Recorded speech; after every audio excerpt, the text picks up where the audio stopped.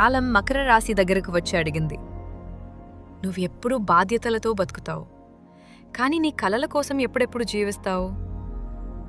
మకర రాశి వాళ్ళు సాధారణంగా నిశ్శబ్దంగా ఉంటారు, ఎక్కువగా మాట్లాడరు, కాని చేసిన పనితో తమ స్థాయిని చూపిస్తారు.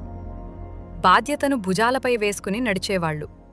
ఇతరులు సరదాగా గడిపే సమయంలో కూడా వీళ్ళు భవిష్యత్తు గురించి ఆలోచిస్తూ ఉంటారు. నమస్కారం మిత్రులారా, మీరు చూస్తున్నది ఓజీ థాట్స్. ఇక్కడ మేము జ్యోతిష్యం మాటల్లో చెప్పం, జీవితం అర్థమయ్యే కథల్లో చెబుతాం.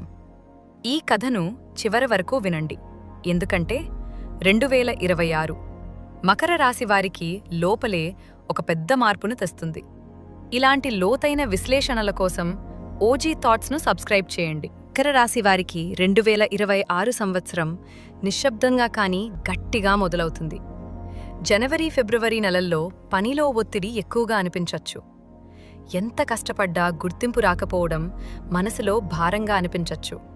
కానీ ఇది ఒక పరీక్ష మాత్రమే, మీ సహనాన్ని పరీక్షించే కాలం. ఈ సమయంలో మీరు ఆగిపోతే సంవత్సరం మీకు ఇచ్చే ఫలితాన్ని కోల్పోతారు. మార్చి నుంచి పరిస్థితి మెల్లగా మారుతుంది. మీ కృషిని గమనించే వాళ్లు పెరుగుతారు.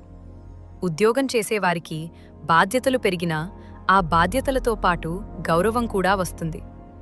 కొంతమందికి పదోన్నతి అవకాశం, కొంతమందికి కొత్త విభాగంలో అవకాశం.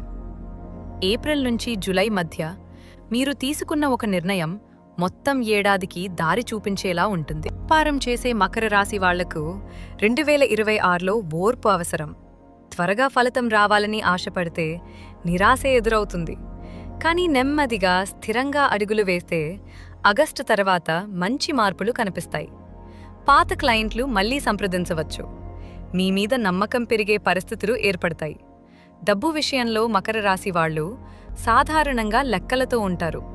అవసరం లేని ఖర్చులు తగ్గించేందుకు ప్రయత్నిస్తారు. 2026లో కొన్ని అనుకోని ఖర్చులు రావచ్చు. ఇంటి సంబంధిత ఖర్చులు, కుటుంబ అవసరాలు కొంత భారంగా అనిపించవచ్చు. కానీ సంవత్సరం చివరి నాటికి ఆర్థిక పరిస్థితి స్థిరపడుతుంది. పాత పెట్టుబడులు ఫలితాన్ని చూపడం మొదలవుతుంది.